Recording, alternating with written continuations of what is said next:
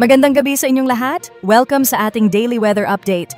Huwag kalimutang i-like, i-share, i-subscribe at pindutin ang notification bell para lagi kayong updated sa lagay ng panahon. Narito na ang pinakahuling lagay ng ating panahon ngayong araw ng Monday, April 28, 2025.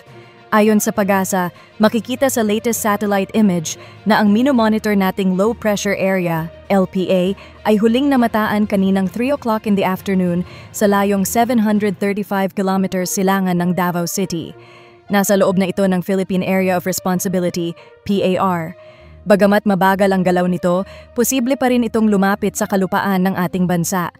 Ang nasabing LPA ay nakapaloob sa Intertropical Convergence Zone, ITCZ, na patuloy na nakaapekto sa Mindanao at Palawan. Ang ITCZ ay isang weather system kung saan nagsasalubong ang hangin mula sa Northern at Southern Hemisphere. Samantala, ang easterlies o mainit na hangin mula sa karagatang Pasipiko ay nakaapekto naman sa nalalabing bahagi ng bansa.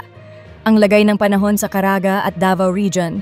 Inaasahan ang maulap na kalangitan na may scattered rains and thunderstorms dulot ng trough or extension ng low pressure area.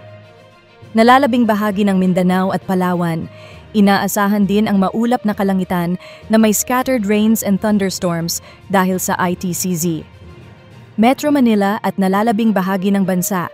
Asahan ang mainit at maaliwalas na panahon sa umaga hanggang tanghali. Gayunpaman, pagdating ng hapon hanggang gabi, tataas ang tsansa ng localized thunderstorms at sa lagay ng panahon para bukas. Sa Palawan, magpapatuloy ang pag-ulan dahil sa ITCZ. Sa Metro Manila at nalalabing bahagi ng Luzon, asahan pa rin ang fair weather conditions, mainit at maalinsangan sa umaga at tanghali habang may posibilidad ng thunderstorms sa hapon at gabi.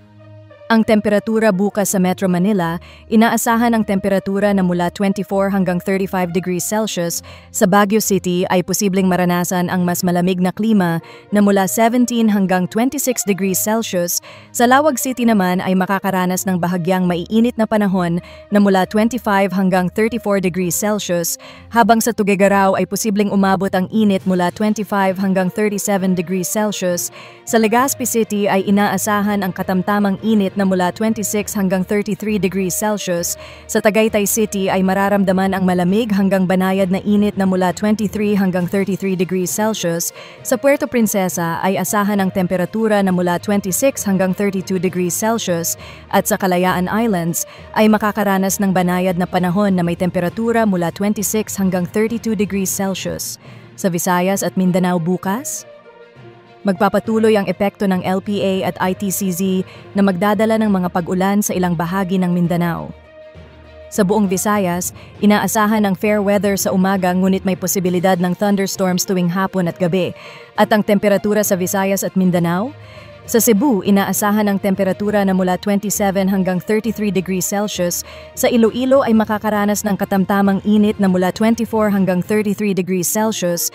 Sa Tacloban ay posibleng maranasan ang banayad na panahon na mula 26 hanggang 32 degrees Celsius. Sa Cagayan de Oro ay inaasahan ang temperatura na mula 25 hanggang 32 degrees Celsius, habang sa Davao City ay asahan ang mas malamig na simoy ng hangin na may temperatura mula 24 hanggang 31 degrees Celsius.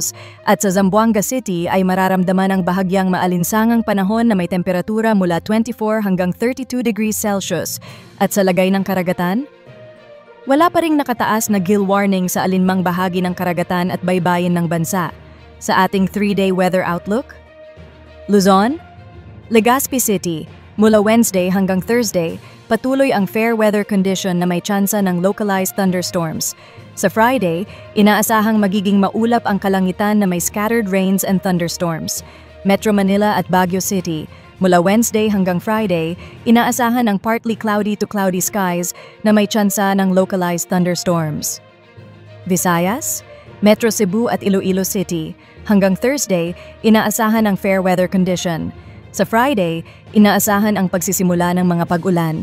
Tacloban City, simula Wednesday, magiging maulap na ang kalangitan na may scattered rains and thunderstorms.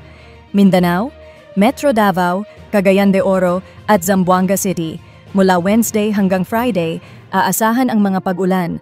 Scattered rains and thunderstorms sa Wednesday at mas malalakas na ulan sa Thursday at Friday, lalo na sa eastern section ng Davao at ilang bahagi ng Visayas.